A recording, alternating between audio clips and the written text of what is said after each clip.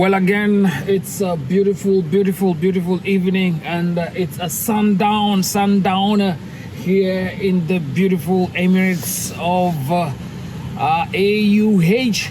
And just picking up again on where we left, and I said I will close down on part 2 of hybrid resignation.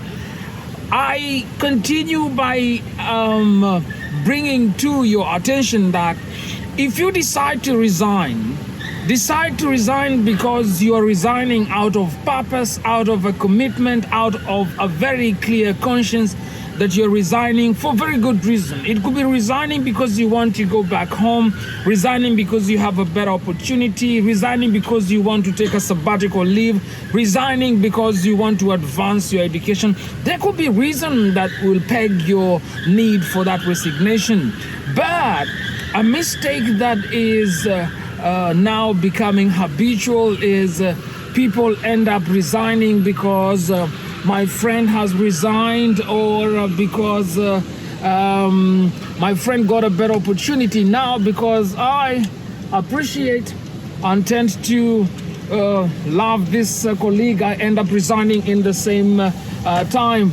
This is what I call a hybrid resignation. Now, the dangers of hybrid resignation is you will end up resigning like your fellow colleague in the name of you want to create a sense of urgency so that you can be reconsidered and that your compensation and benefits can be reviewed. But that becomes a great tragedy in the event that you resign and your resignation is accepted by your company, whereas that of your friend is reconsidered.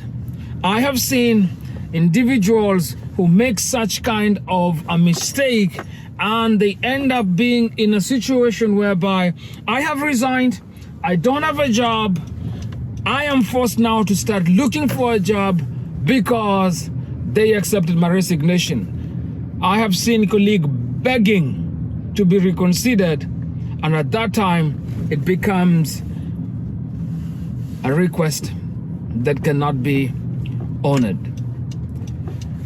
One such case scenario in hybrid resignation, 6 colleagues decided to pen one resignation letter, and they appended their signatures with their names, and they presented this resignation to their department head, and they said that they want to resign with immediate effect, and they decided to have one letter with all of their names, penning down their resignation, appending their signatures that they have resigned. This is another form of hybrid resignation. This does not work. You were not hired as a group. You were hired as an individual. And so the conscious decision to resign should not be a clouded decision by a group simply because you want to arm twist the institution or the company to hear your needs or cries or concern, hence deciding to give a threat of 24 hours resignation, 6 or 7 people in one department. This is what happens. The company can decide to honor your resignation and let all of you go, but this point will be subject to review simply because when you're hired, your contract is not a group contract. Your contract is an individual contract. So that will defeat the purpose of having what we call a group resignation. In fact, in some places, in some countries, that cannot be honored even under the law. So, should you decide to resign because you're resigning with a purpose, and resign well. Just go in peace, do your notice period, give your handover, and make an exit that is good, honorable, an exit that should there be need and you want to come back to the same company, no one will be able to have any reservation. On the contrary, they will welcome you back with open arms. This is the danger of hybrid resignation. And to a company or an institution that will promote such kind of resignation, that means a colleague will resign as a bait to come and have a negotiation in the review of their compensation and benefit. you will fall into a trap whereby colleagues will tend to have a pattern that if I resign, I will be considered, that my salary will be reviewed, all my compensation and benefits will be reviewed. If you take that pattern, and if it takes eminence in your company, you will not find grounds to stop it. And when that happens, you will be in a situation that is irreversible. So I submit to all of you today that when you resign with the purpose and a commitment, with an objective of why you are resigning.